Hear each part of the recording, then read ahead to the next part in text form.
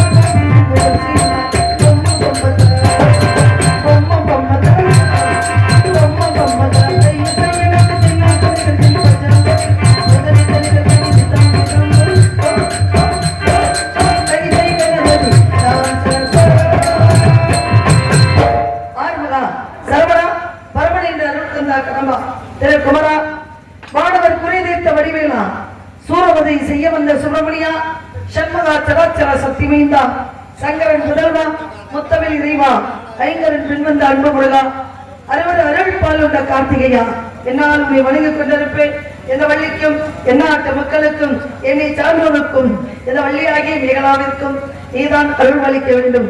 முருகா எப்பொழுது வருவார் என்று வழி மீது ஒளி வைத்து முருகனுக்காக காத்துக் கொண்டிருக்கின்றேன். நான்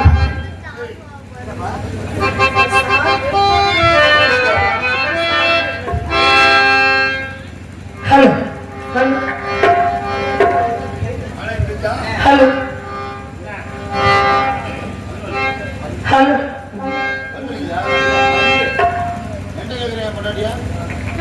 திருச்செந்தூரில் போர் புரிந்து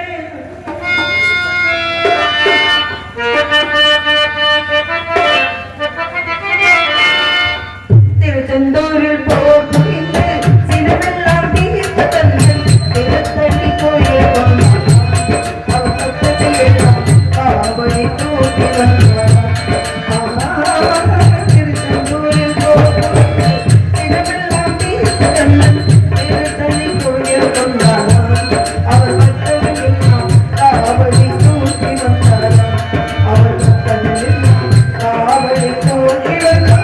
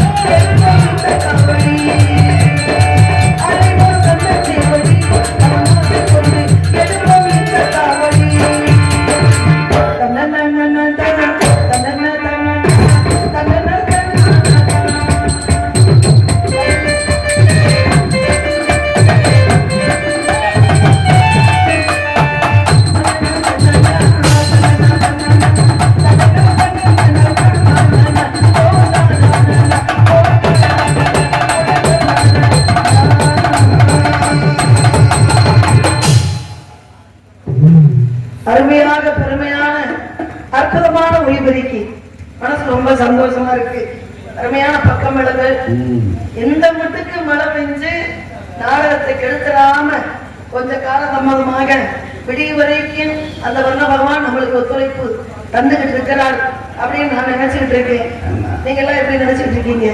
இந்த அளவுக்கு இந்த திருவிழாக்களை அருமையாக நடத்தி கொண்டிருக்கின்ற ஊர் பொதுமக்களுக்கும் கிராமத்தார்களுக்கும் விழா கமிட்டியான அனைவர்களுக்கும் மனமார்ந்த நன்றியை தெரிவித்துக் கொண்டு ஆத்தாளி அட்டமெல்லாம் பூத்தாளி ஆதி பராசக்தி என்று சொல்லக்கூடிய கலைமகள் கலைமகள் மலைமகள் என்று சொல்லக்கூடிய முப்பெரும் தேவியர் என்று சொல்லக்கூடிய மீனாட்சி தாயை வணங்க வேண்டும்.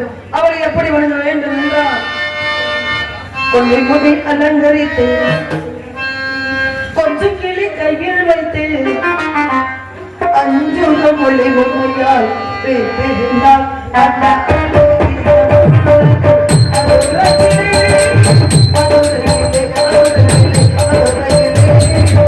கொண்டை முடி அலங்கரித்து கொஞ்சம் கிளி கையில் வைத்து அஞ்சுக மொழி உமையால்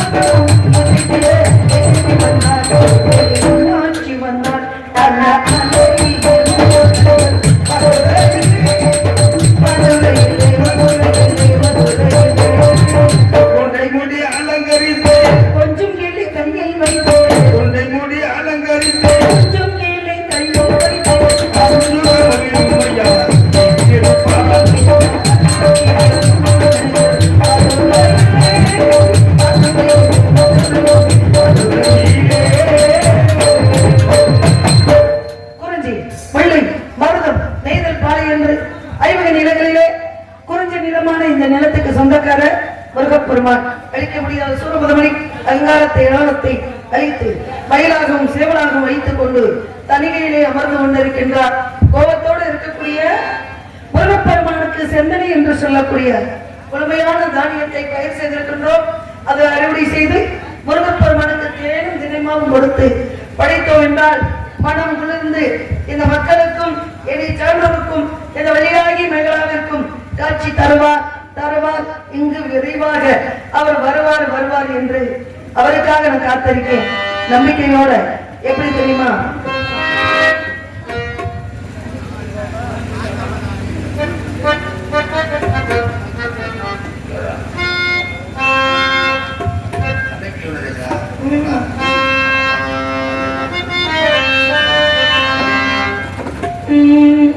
அன்னைக்கிலே ஒன்னு தேடு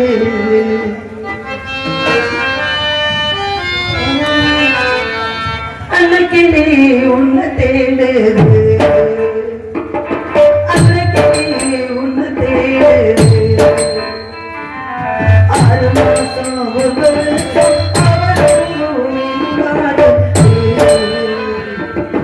அன்னைக்கிலே ஒன்னு தேடு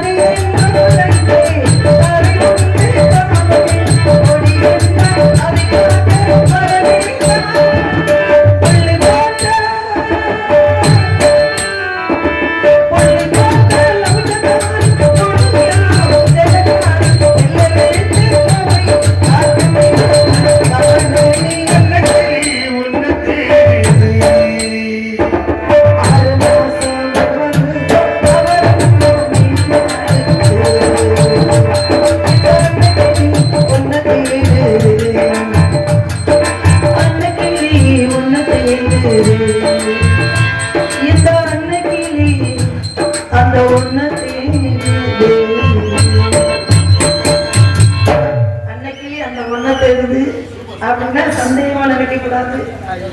மனசு இனந்தார காவல். அந்த முருகப்பெருமானுடைய மனதைத்தான் தேடிக்கிட்டு இருக்கேன். எப்பொழுது வருவார், எனக்கு மனவாளை தருவார் என்று காத்திருக்கிறதுல இருக்கு பாருங்க சுகமும். புருஷன் கோவிச்சுக்கிட்டா பொண்டாட்டி என்ன பண்ணணும்?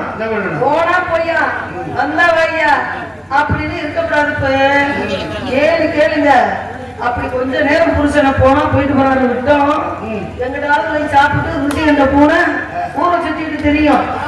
தேவையா? பெண்கள் என்ன செய்யணும்? நேரா போகணும். காலையில எந்திரிக்கணுங்க.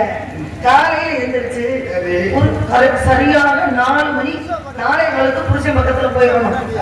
யாரும் பார்க்க முடியாத நேரத்துல போய் காலு பக்கத்துல அமைதியா உட்காரணும். அமைதியா உட்கார்ந்து அவருடைய எதிர்ப்பாங்க.